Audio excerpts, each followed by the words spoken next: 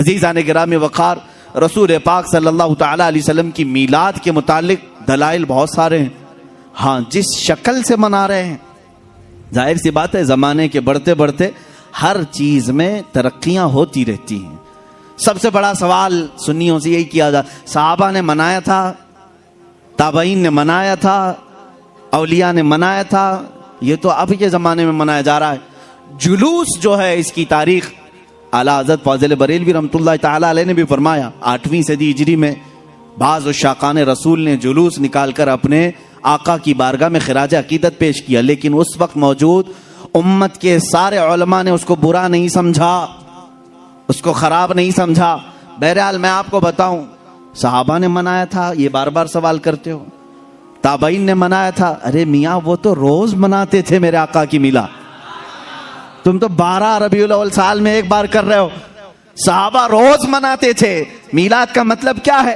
جاؤ پوچھو. حسان بن ثابت ہمیشہ کہتے تھے وَأَحْسَنُ مِنْكَ لَمْ تَرَ قَطُّ عَيْنِي وَأَجْمَلُ مِنْكَ لَمْ تَلِدِ النِّسَاءُ. یہی تو میلاد مصطفیٰ ہے. اے رسول، آپ سے زیادہ حسین میں نے کسی کو دیکھا نہیں، آپ سے زیادہ خوبصورت کسی ماں نے جنا نہیں. یہ تو صحابہ میلاد نہیں منا رہے ہیں. صحابہ کرام حضور اکرم صلی اللہ تعالی علیہ وسلم کے قصیدے پڑھتے تھے. اب آؤ ہجرت کا وہ واقعہ تو سنو ذرا. اللہ کے حبیب صلی اللہ تعالی علیہ وسلم جب تشریف لا رہے تھے مکہ سے مدینہ طیبہ، 14 دن تک مدینے والوں نے انتظار کیا ہے. تم 11 روز سے انتظار کر رہے ہو 12ویں شب آئے گی. مدینے والے 14 دن تک. جیسے ہی حضور مکہ سے نکل چکے خبر ہوئی، مدینے کے سارے لوگ ٹیلوں پر جا کر کھڑے ہوتے تھے اور انتظار کرتے تھے کہ وہ نور والا کب تشریف لا رہا ہے، رسول پاک صلی اللہ تعالی علیہ وسلم کب آ رہے. مدینے والوں نے، بہت سارے لوگوں نے دیکھا نہیں تھا، دیکھنے کی تڑپ تھی. مجھے بتاؤ، آج آپ میلاد کی گھڑی کے انتظار میں بیٹھے ہوتے ہیں ادب سے، یہ انتظار ہے؟ یہ مدینے والوں کی سنت ہی تو ہے. وہ 14 دن تک انتظار کی آمد مصطفیٰ کا. اور جس وقت رسول پاک کی آمد ہوئی، اب حدیثوں میں ہے، بخاری شریف بھی پڑھو آپ، مسلم شریف بھی پڑھو، حدیثوں میں موجود ہے. فرمایا رسول کریم صلی اللہ تعالی علیہ وسلم جیسے ہی قبا کی چوٹیوں سے نظر آنے لگے، جتنے مدینے میں حبشی تھے وہ اپنے نیزے نکالے، ڈھال نکالے، اور اپنا مخصوص جو ان کا رقص ہوتا تھا اس سے وہ رقص کرنے لگے. ڈھالوں پر اپنے نیزے مار مار کر کہتے تھے محمد عبد صالح، محمد عبد صالح. یہ الفاظ تھے حبشیوں کے.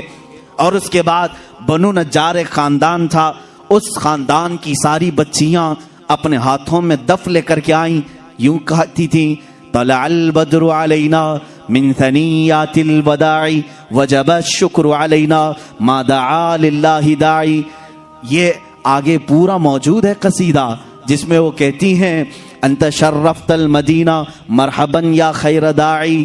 یہ گنگناتے ہوئے وہ یوں کہہ رہی تھی ہم پر 14ویں کا چاند طلوع ہو گیا ہے. کہاں سے؟ سنیت الوداع کی گھاٹیوں سے. اس کے آنے پر ہم پر شکر واجب ہو گیا ہے. مجھے بتاؤ یہ میلاد نہیں ہے تو اور کیا ہے؟ حضور پاک کی میلاد کا مطلب ہے حضور کی سیرت بیان کرنا، حضور پاک کی تعریف بیان کرنا، یہی تو میلاد ہے. ہم مجلس میلاد کا مطلب کیا ہے؟ صرف 12ویں شب کو منانا یہی نہیں، سال بھر جب بھی آپ میرے آقا کے تذکرے کریں گے ہم اس کو میلاد مصطفیٰ ہی کہتے ہیں.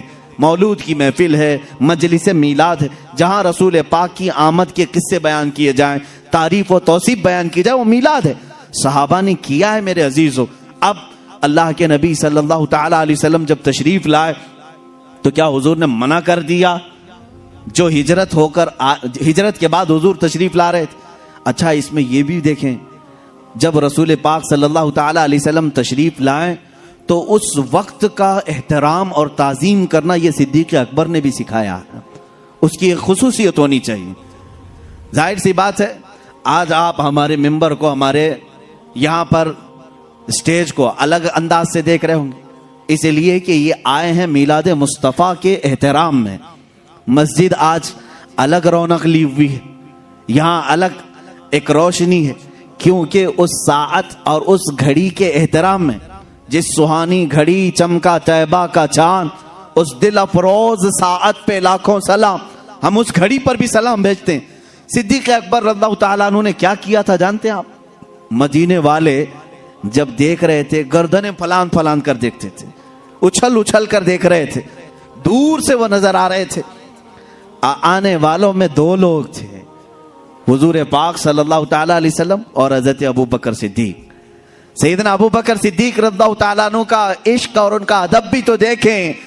جب مدینے والے دف بجانے لگے اور اچھل اچھل کر دیکھنے لگے، حضرت ابو بکر صدیق رضی اللہ تعالیٰ عنہ نے اپنا جبہ اتار دیا، جبہ اتار دیا، تہبند ہے، اور جبہ اتار کر ایک لکڑی میں لگایا اور حضور صلی اللہ تعالیٰ علیہ وسلم کے اوپر جھنڈے کی طرح ہلانے لگے۔ حضور پاک صلی اللہ تعالیٰ علیہ وسلم کے چہرے پاک کے اوپر ہلانے لگے۔ کیوں کیا ایسا انہوں نے؟ کیوں کیا؟ یہی تو ہم بھی کہتے ہیں، جب وہ آمد مصطفیٰ ہو تو ہم لہراتے ہیں، لوگوں کو بتاتے ہیں کہ یہ گھڑی عام گھڑی نہیں ہے۔ حضرت ابو بکر صدیق نے یوں کیا۔ حضور پاک صلی اللہ تعالیٰ علیہ وسلم نے ان سے پوچھا بھی، ابو بکر اتنے دن سے مکہ سے چلے یہاں تک پہنچے، وہ آپ نے جبہ اتارا نہیں، لہرائے نہیں، مدینہ قریب آیا اور تم یہ اپنا جبہ اتار کر کے لہرا رہے ہو۔ صدیق اکبر کے عشق کو لاکھوں سلام، ادب و احترام کو لاکھوں سلام۔ عرض کرتے ہیں آقا بہت سارے مدینے والوں نے آپ کو اب تک دیکھا نہیں، میں یہ سوچتا ہوں کہیں وہ غلطی سے مجھے رسول نہ سمجھ لیں، میں نے اپنا جبہ اتار دیا ہے تاکہ مدینے والوں کو پتہ چلے آقا اور ہے غلام اور ہے۔ جھنڈے لہراتے ہیں تو پتہ چلتا ہے آقا تشریف لا رہے ہیں۔ یہ صدیق اکبر نے کر کے بتایا ہے، جب رسول تشریف لا رہے ہوں تو جھنڈے لہرائے جاتے ہیں، اس لیے کہ اس گھڑی کا ادب ہو، اس کا احترام ہو۔ مدینے والوں نے دیکھ کر ہی پہچان لیا، جو لباس اتار کر آ رہا ہے وہ غلام رسول ہے، اور جس کے سر پر جھنڈا لہرا رہا ہے اگرچہ جبے کا ہو وہ محمد الرسول اللہ ہے۔ میرے آقا صلی اللہ تعالیٰ علیہ وسلم کے آنے کا ادب و احترام مدینے والوں نے بھی کیا تھا۔ اب میں یہ کہتا ہوں کہ جسے مدینے والوں کی خوش قسمتی ملی وہ میرے آقا کی میلاد منائے گا، اور مدینے والوں میں اس کا حشر بھی ہوگا، کیونکہ میرے آقا نے فرمایا ہے من تشبہ بقوم فہو منہم، جو جس قوم کی عادت کو اپنائے گا دنیا میں، قیامت کے دن وہ اسی قوم کے ساتھ اٹھایا جائے گا۔ اے وہابیو، تم مکہ